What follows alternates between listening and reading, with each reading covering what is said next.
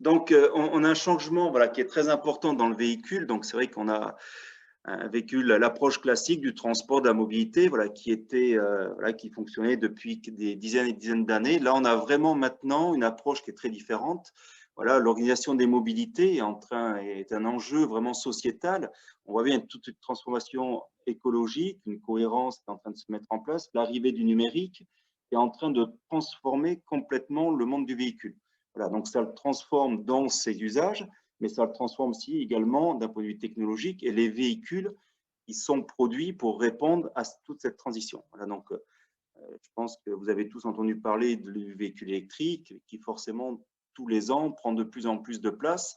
Alors, effectivement, il y a tout un besoin qui est orchestré et qui se met en œuvre. On a également effectivement tout un système de véhicules qui est entre guillemets de plus en plus intelligent et des véhicules qui communiquent de plus en plus avec l'environnement. Donc le véhicule communique effectivement via les téléphones ou via lui-même pour communiquer, pour se déplacer, mais également il communique avec son environnement de plus en plus avec la ville, avec l'infrastructure. Voilà. Donc tous ces changements, ça impose et ça va faire apparaître des nouveaux métiers voilà, qui vont être liés avec tout ce développement durable, toute cette connexion, tous ces nouveaux véhicules, toute cette nouvelle technologie qui se met en place. Donc le véhicule, quand même, pour repréciser, c'est quand même avant tout un moyen qui permet de déplacer, de transporter des personnes et des biens. Voilà. Donc soit on a effectivement de la petite mobilité individuelle ou de la mobilité très importante, des bus pour déplacer plusieurs personnes ou pour des camions pour déplacer des biens. Première question que je vous pose, pour vous, voilà, les entreprises du véhicule ne se préoccupent pas du développement durable.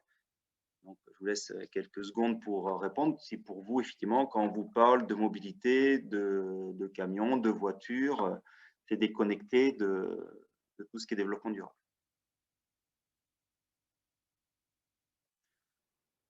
Bah, globalement, c'est faux. Donc, il y a une stratégie mondiale qui a été mise en place depuis quelques années. Donc, c'est vrai qu'en 2015, il y a eu la COP 21 qui a mis en place les accords de Paris.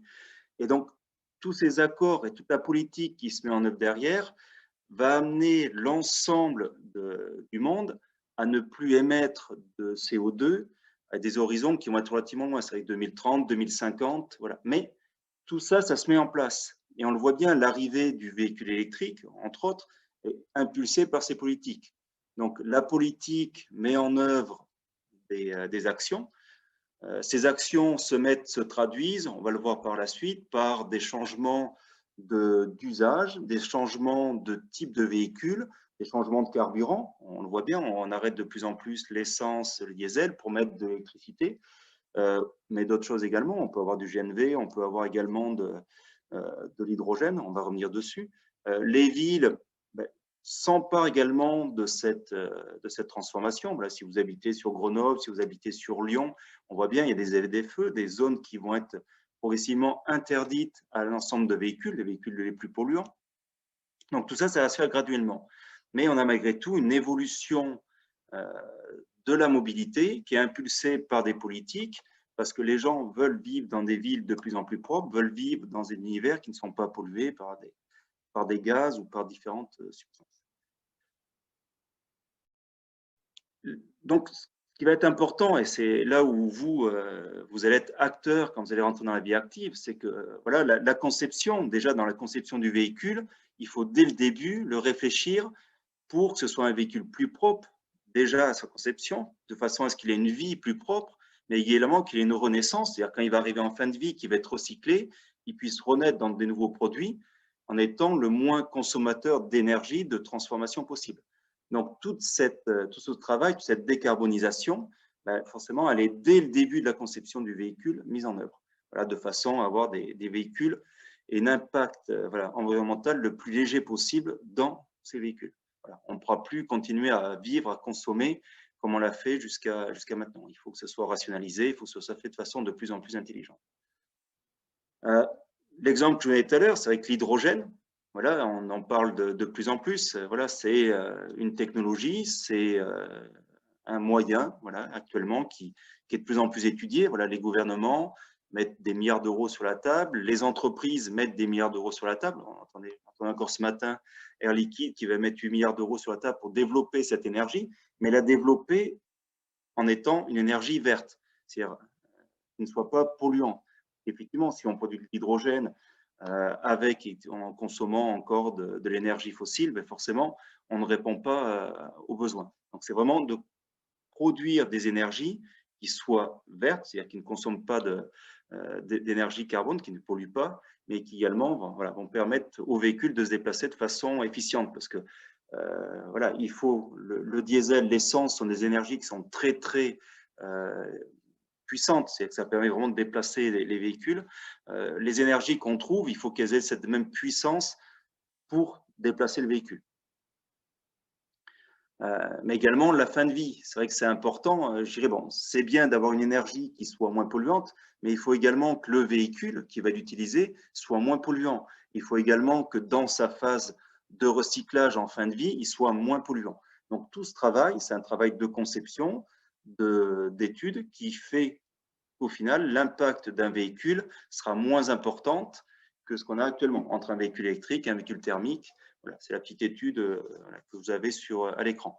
Un véhicule globalement thermique consomme beaucoup plus de CO2 effectivement qu'un véhicule électrique sur sa durée de vie, en considérant effectivement qu'il ait une énergie électrique qui soit verte. Si effectivement l'énergie électrique est produite par des centrales à charbon, ces études seront nettement moins bonnes.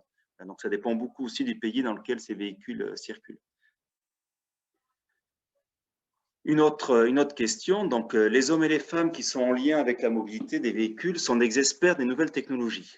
Là, je vous laisse quelques secondes pour répondre à la question. D'après vous, voilà, un homme, une femme voilà, qui travaille sur ces mobilités est un expert des nouvelles technologies.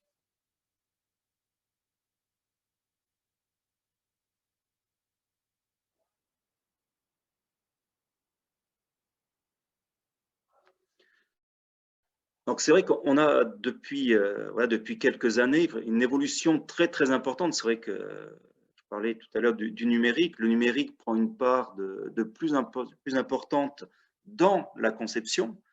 C'est-à-dire que dans la conception des véhicules, voilà, les ingénieurs, les techniciens qui travaillent dans les bureaux d'études, mais qui travaillent également dans les laboratoires, utilisent de l'outil numérique, c'est des ordinateurs, utilisent des outils de simulation qui vont permettre de simuler des fabrications, de vérifier si ça semble bien, de vérifier si ce qu'on a conçu est résistant, donc en le simulant par l'ordinateur, de vérifier que ce qu'on a imaginé fonctionne bien. Donc c'est vrai, maintenant, les puissances de calcul permettent d'avoir des outils de simulation qui sont très, très, très puissants, qui sont faciles à utiliser, faciles à mettre en œuvre et qui permettent de faire beaucoup, beaucoup de choses. Et de simuler quasiment un véhicule une partie simulation complètement, un véhicule complètement simulé, mais d'intégrer progressivement les différentes parties du véhicule. C'est ce qu'on appelle du hardware in the loop et progressivement aller sur un véhicule au final qui soit en réel et qui ait été simulé tout au long de sa vie. Voilà. Donc ça, c'est ce que permet effectivement de faire le numérique, mais également dans sa vie de tous les jours. C'est-à-dire qu'une fois que ce véhicule a été produit, conçu, on a des véhicules qui utilisent l'appareil numérique, c'est-à-dire qui communiquent entre eux.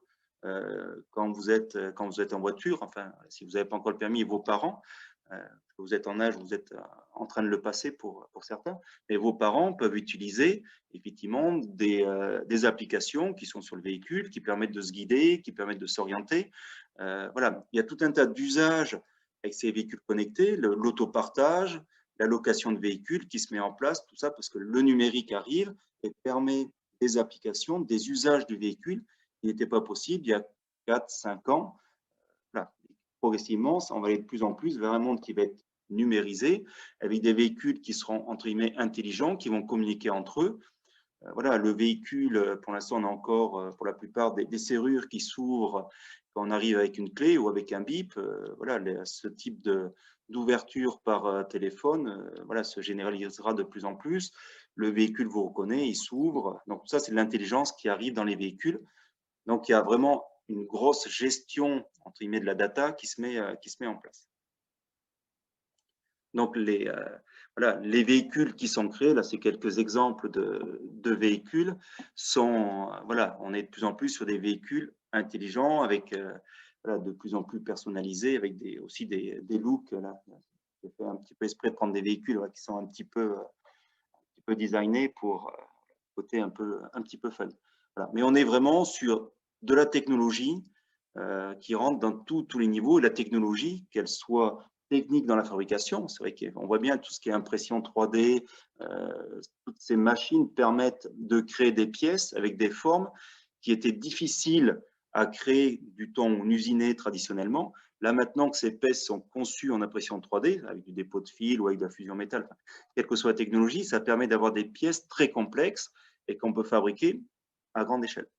Voilà. Donc tout ça, toute cette révolution numérique est en train de s'emparer, ou plutôt c'est l'industrie du véhicule qui s'en empare pour créer de nouveaux véhicules et ouvrir un peu le champ des possibilités. Travailler dans les métiers de l'électromobilité, c'est travailler sur la téléportation. Donc, encore une autre question qui vous est posée. Je vous laisse quelques secondes pour répondre au chat.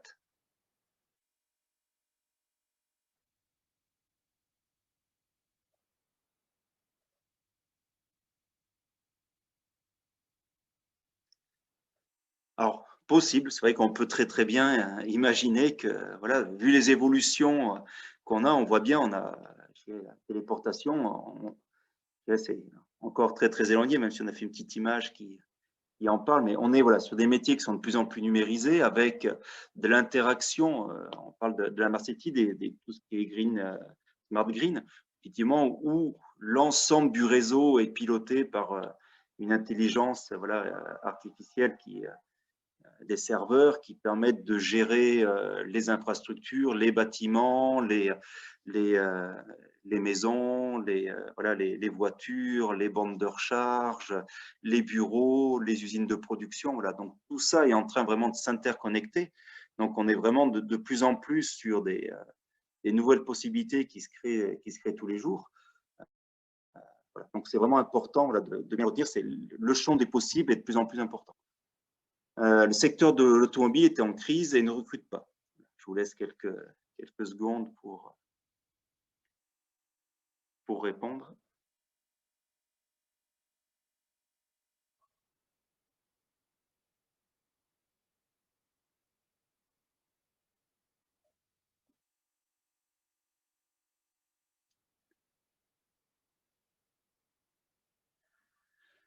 Alors c'est faux, c'est vrai que effectivement c'est un domaine qui recrute plutôt beaucoup parce qu'il y a dans toutes les usines, enfin, on peut dire, on peut prendre tous les métiers.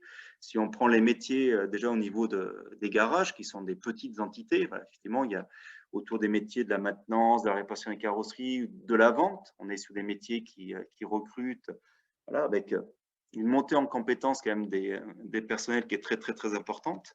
Mais également au niveau on va parler de start-up, de boîtes innovantes qui sont des entreprises comme on a en région sur Lyon. C'est une boîte qui est sur Vénissieux, Navia. Il y a également des boîtes comme Symbio, qui sont des entreprises qui sont 200, 250, 300 personnes, qui sont dans l'innovation, qui sortent là on est sur des navettes autonomes, des entreprises qui créent, on parlait tout à l'heure de l'hydrogène, qui créent des véhicules qui se déplacent à hydrogène. On a également tous nos plus gros industriels. On prend le cas de Renault Trust qui est en train de sortir des gammes de véhicules électriques. Donc forcément, tous ces véhicules demandent actuellement beaucoup de R&D, beaucoup de recherche pour les développer, mais également de conception, de modification des usines pour les fabriquer. Alors pour l'instant, on n'est pas sur des grandes séries. Par contre, effectivement, on voit bien tout ce qui se met en œuvre. Il y a de plus en plus de personnalisation des véhicules et forcément beaucoup de travail sur tous ces nouveaux métiers qui sont en lien avec l'électrification des véhicules, mais également voilà, chez les gros industriels, voilà, avec des évolutions qui sont très importantes. C'est vrai qu'on a de moins en moins besoin effectivement d'opérationnels, parce qu'on prend tous les gens qui sont sur les chaînes de montage sont remplacés par des robots. Par contre, il faut des gens pour concevoir ces robots, il faut des gens pour les maintenir en état, il faut beaucoup de monde pour concevoir, si on regarde un petit peu, les sorties de produits maintenant sont quand même de plus en plus rapides. Une durée de vie d'une voiture est plus courte en termes de commercial. Donc voilà, les produits sont quand même réactualisés plus rapidement, la concurrence est quand même très très sévère. Donc on voit bien, il y a beaucoup dans tous ces métiers, beaucoup de demandes. Les métiers de l'automobile, du camion, de la moto et du vélo ne concernent que les métiers de la maintenance et de la réparation. Je vous laisse quelques secondes pour répondre à la question.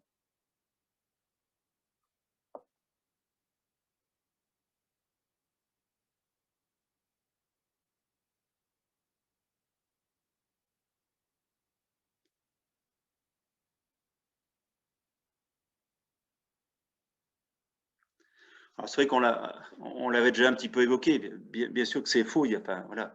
La partie maintenance, réparation des véhicules est la partie la plus visible parce que c'est vrai que c'est le concessionnaire,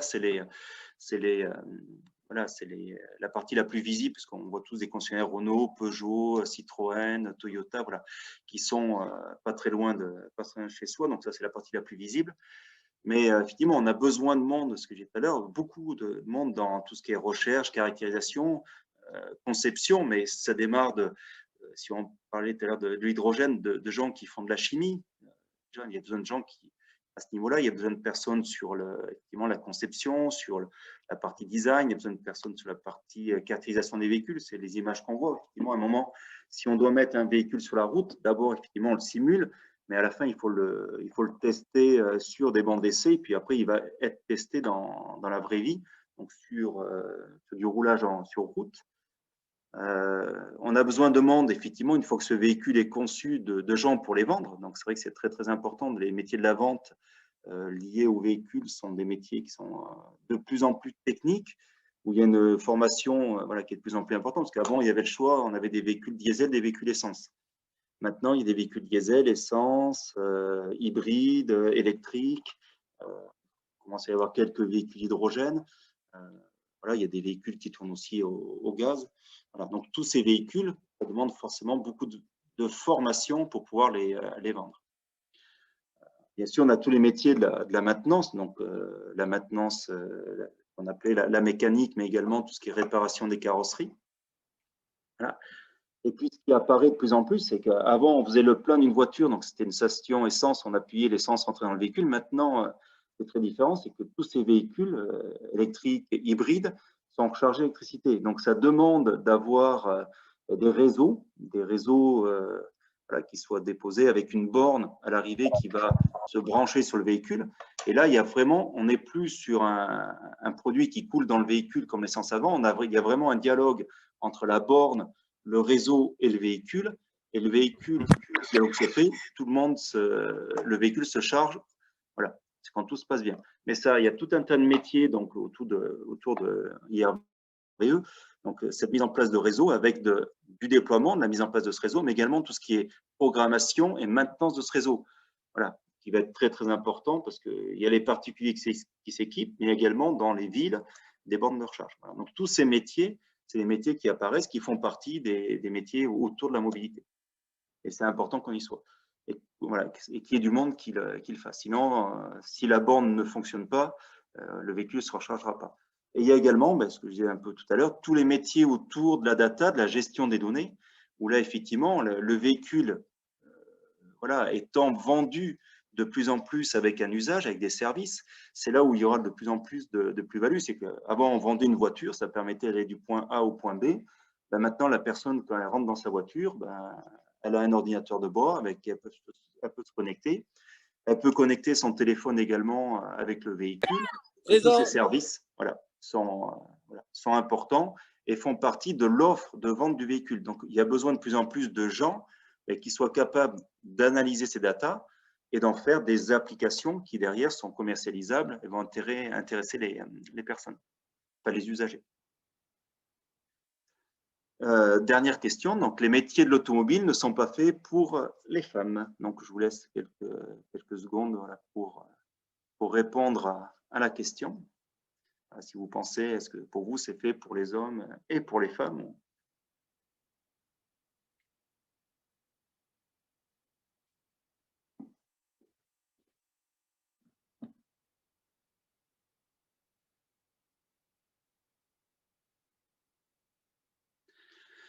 Donc, c'est faux, on a vraiment besoin voilà, de tout le monde. Je le dis bien parce qu'effectivement, on ne peut pas se passer, comme beaucoup de filières, on ne peut pas se passer voilà, de 50% de la population. Voilà, ça, c'est vraiment important que l'ensemble de la population participe. Alors, effectivement, certains métiers, voilà, on retrouve beaucoup plus d'hommes que de femmes, mais c'est important que les hommes et les femmes participent voilà, ou accèdent à l'ensemble de ces métiers. Alors, voilà, sur ce slide, vous voyez, enfin, au centre, vous avez les métiers qui sont vraiment au cœur de l'automobile, mais c'est vrai que voilà, il y a des formations, on en parlera après dans la suite de la discussion pour répondre à vos questions. Il y a des métiers qui sont vraiment au cœur de l'automobile, et puis il y a tous les métiers voilà, dans lesquels, effectivement, quand on fait un diplôme d'ingénieur, je vais prendre génie électrique, ben forcément, on peut aller travailler sur des véhicules, mais on peut être également travailler chez Enedis voilà, ou des gens qui ne font pas du véhicule, mais qui peuvent être proches de la mobilité. Si on prend Enedis, si Enedis n'amène pas l'électricité, les véhicules électriques auront beaucoup de mal à fonctionner. Donc, on a besoin vraiment des hommes et des femmes pour voilà, provenir tous ces métiers. Comme j'ai dit tout à l'heure, les métiers de l'automobile, pour la grande partie, sont recruteurs et recherchent du monde. On a des offres d'emploi qui sortent quand même très régulièrement. Ah, ça ne veut pas. Ah si. Voilà. Et juste avant de finir, juste pour préciser quand même, voilà, donc c'est la carte de la région avec une montée voilà, en puissance effectivement des véhicules, voilà, des véhicules électriques. Donc c'est de plus en plus important et de plus en plus vendu dans notre région. On voit bien avec des endroits, enfin, des coins de la région, notamment autour des grandes villes, où forcément c'est plus facile de développer les réseaux de véhicules électriques. Et vous avez une projection à l'horizon de 2035 où on voit que voilà, les points c'est ça s'appelle le document de gauche, voilà, où les points de connexion à des bornes de recharge, voilà, actuellement sur Lyon, voilà, on est sur à peu près au moins de 400 points de connexion. L'objectif, c'est d'avoir 13 000 points. Pareil sur Grenoble, on est actuellement sur 200 et quelques points. L'objectif, c'est d'avoir 8 000 points voilà, à l'horizon de 2035. Voilà. Et dernier petit point avant de passer sur la partie discussion, voilà, donc très important, ben voilà, choisissez bien un métier que vous aimez, c'est vrai que comme ça c'est le meilleur moyen de trouver beaucoup de plaisir dans sa vie et d'avoir moins l'impression de travailler tous les jours. C'est très important en termes de vie. Voilà, alors, on va peut-être… Donc, si certains ont des questions, hein, c'est le moment. Voilà, excusez-moi, il y a un petit souci de déconnexion. Alors, on peut peut-être revenir, je ne sais pas Laura, s'il y a des questions, on va déjà répondre. Est-ce qu'il y en a qui ont des questions de questions, s'il y en a qui ont des questions? Bonjour. Oui, bonjour.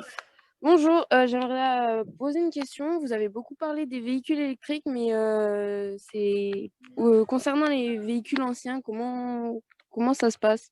Alors, sur les véhicules anciens, ça ne change pas. C'est-à-dire qu'en fait, effectivement, alors, ancien, alors ça dépend ce que tu appelles par ancien. Parce qu'il y a depuis, on va dire, depuis 3-4 ans, une filière des véhicules anciens, mais quand je dis vraiment anciens, véhicules de collection qui se met en place avec, on va dire, un CQP qui est vraiment sur le véhicule ancien. Après, pour les véhicules classiques, effectivement, qu'on achète, véhicules essence qui ont 3, 4, 5 ans, diesel, dans un premier temps, ces véhicules, d'un point de vue maintenance, vont continuer à vivre leur vie normalement. Par contre, sur les grandes métropoles, qu'on soit sur Lyon, sur Grenoble, des véhicules qui sont de catégorie 3, 4, voilà, ne seront plus bientôt autorisés à rentrer dans les villes. D'accord. Et oui, quand je parlais des véhicules anciens, c'est bien sûr les véhicules de collection. Ouais. Voilà. Alors, il y a vraiment une filière qui s'organise sur ça. Ouais. D'accord. Et concernant la mécanique moto, Ouais. ça se passe comment? Alors, Parce que c'est un truc qui m'intéresse. Alors, la mécanique moto, donc il y a dans la maintenance des véhicules, tu as 3 options. Alors, là, vous êtes, si je ne me trompe pas, vous êtes des jeunes en première, en seconde, c'est ça? Dans mon cas, je suis en première Oui, STMG. Voilà. Donc, pour vous, ça se fera. Donc, après, c'est pour rentrer donc, en BTS. Donc, il y a le BTS maintenance des véhicules avec option moto. Voilà. Donc, c'est une option de tête. Il me semble qu'il y en a sur Grenoble et il y en a sur Lyon. Non, il n'y en a pas sur Lyon du BTS moto. Mais il y en a sur Grenoble. D'accord, mais en fait, je me disais, parce qu'en fait, j'étais déjà censée partir en apprentissage, faire un bac pro en mécanique. Oui. Et du coup, je me disais, pourquoi pas commencer directement, enfin refaire un bac pro et puis faire des études supérieures, mais je ne savais pas qu'est-ce qu'il y avait de Alors, spécifique. ouais. Alors c'est le bac pro, c'est le même, c'est bac pro maintenance des véhicules avec effectivement l'option moto. Donc il faut, si tu veux le faire en apprentissage, il faut que tu trouves un maître d'apprentissage. Voilà. Trouver un garage moto, voilà, qui te prenne un apprentissage voilà. Et après, c'est de faire derrière un BTS maintenance des véhicules, option moto. Voilà. Après, ça n'empêche pas D'accord. voilà, après, souvent sur la moto, c'est le nombre de places. On est sur des formations assez restrictives, donc voilà, parce qu'il n'y a pas beaucoup d'établissements qui le font. D'accord. Et dans votre établissement, c'est en alternance ou bien? Alors, moi, je suis sur aucun établissement. Enfin, voilà, nous, on communique là sur l'ensemble des établissements de la région. Tu retrouveras les deux. Il y a des établissements qui le font en apprentissage et des établissements qui le font en études supérieures. Donc ça, le mieux, c'est d'aller voir sur le site de l'ONICEP en fonction d'où tu habites et de regarder donc le bac pro, enfin, en fonction de si tu veux faire un bac pro ou un BTS, de voir le plus proche de chez toi. Mais voilà, sur la moto, il ne faut pas hésiter à demander des établissements qui sont un petit peu loin parce que voilà, il y en a quand même très peu en région. Et voilà, le bac pro, il y en a un sur Lyon et un BTS sur Lyon. Et il doit y en avoir un sur Grenoble également. Donc, c'est pas des Bah, il y gros a frais. l'IMT à Grenoble Ouais, qui fait les bacs pro. ouais, Bah, c'était mes seules questions. voilà. Bah, merci beaucoup. Merci.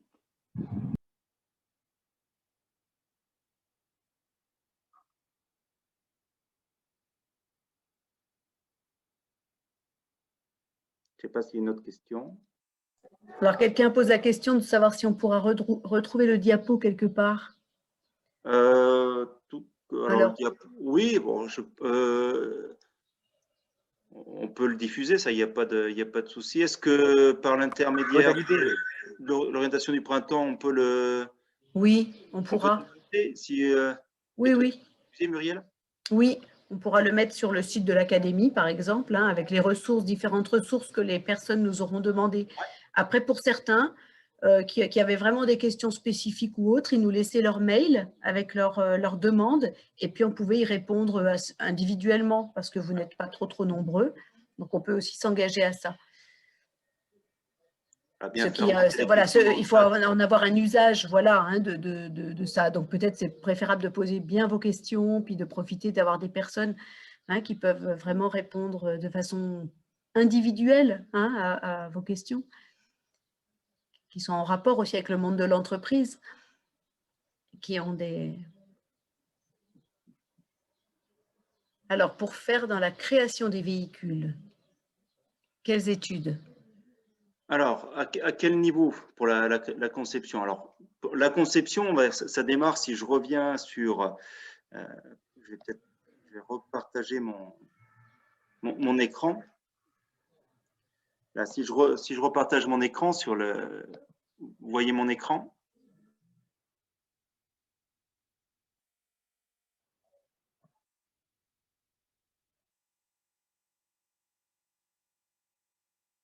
Là, l'écran est repartagé?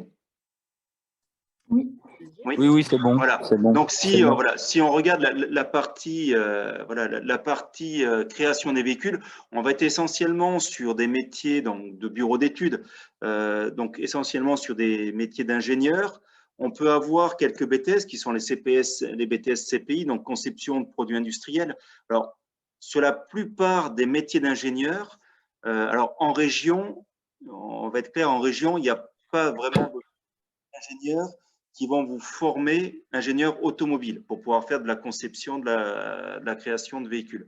Par contre, il y a effectivement des diplômes d'ingénieurs, si on prend sur l'INSA, si on prend sur l'école centrale de Lyon, dans lequel il y a des associations en plus d'étudiantes qui travaillent sur des véhicules. Ils font de la compétition, de la Formula Student, de l'éco-marathon Shell. Donc, du coup, ces jeunes, ils ont en plus une colorisation un peu plus pointue sur le véhicule. Voilà. Mais il n'y a pas, comme c'est le cas sur l'ISAT ou quelques formations qu'on a sur Paris, sur Nevers, où ça forme spécifiquement des ingénieurs automobiles. Après, voilà, sur les licences, sur les DUT, sur les BTS, à part le BTS MCI qui est vraiment sur la caractérisation des véhicules, le BTS électrotechnique qui peut travailler sur le véhicule, mais vraiment le véhicule électrique. Les autres BTS, c'est vraiment des compétences transversales qui peuvent être utilisées dans le véhicule.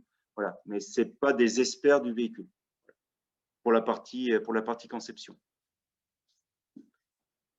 Le mieux, enfin, dans ce sens-là, c'est vraiment si vous voulez rester en région, c'est de passer par les écoles d'ingénieurs qui font des compétitions de véhicules.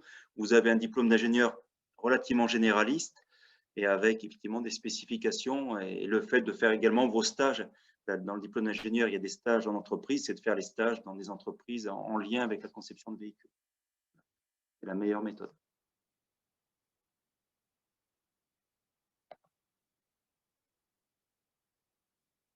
J'espère que ça a répondu à la question.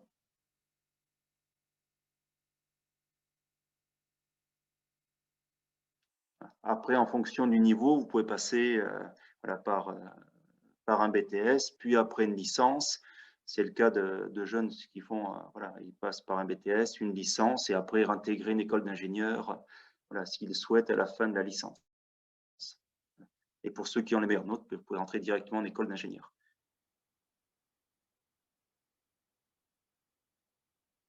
Est-ce qu'il y a d'autres questions ?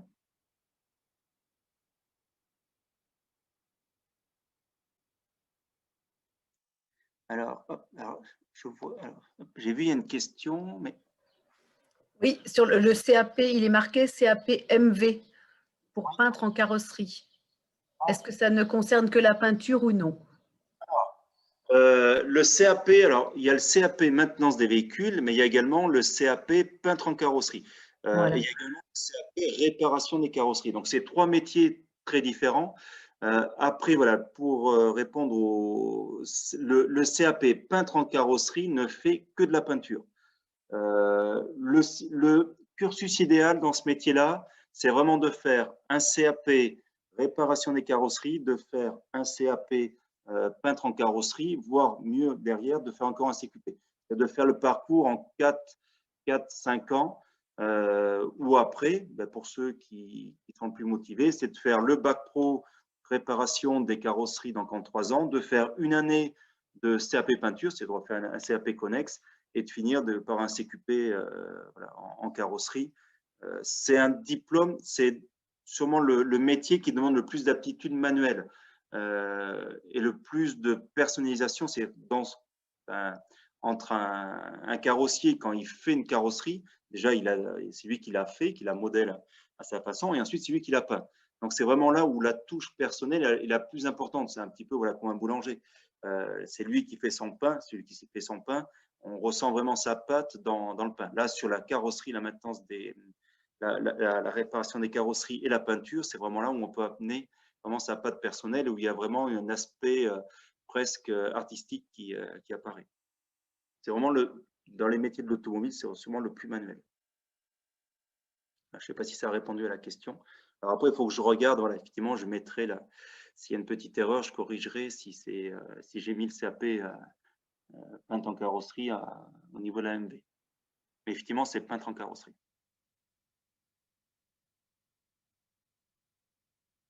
Isaline, elle lève la main.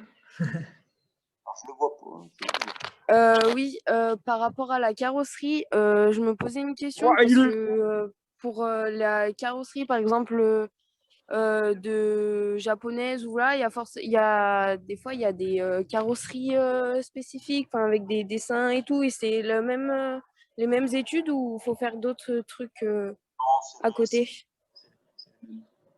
Voilà, sur le CAP, quand vous faites votre CAP peintre en carrosserie, effectivement, des exemples. Voilà, vous allez travailler également sur le design des carrosseries. J'ai autant la maintenance des véhicules est vraiment très liée aux véhicules sur lesquels vous avez travaillé, parce que quelqu'un qui va travailler chez Renault ne travaille pas de la même façon que chez Peugeot.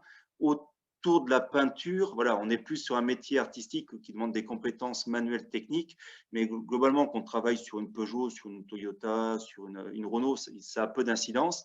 Et là, vous allez pouvoir également, pour ceux qui sont le plus motivés, après, il faut avoir des aptitudes. Là, c'est là des aptitudes de talent de dessin.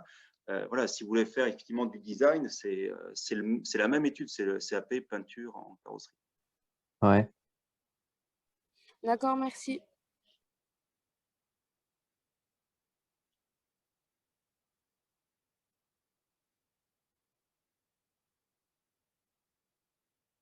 Est-ce qu'il y a d'autres questions?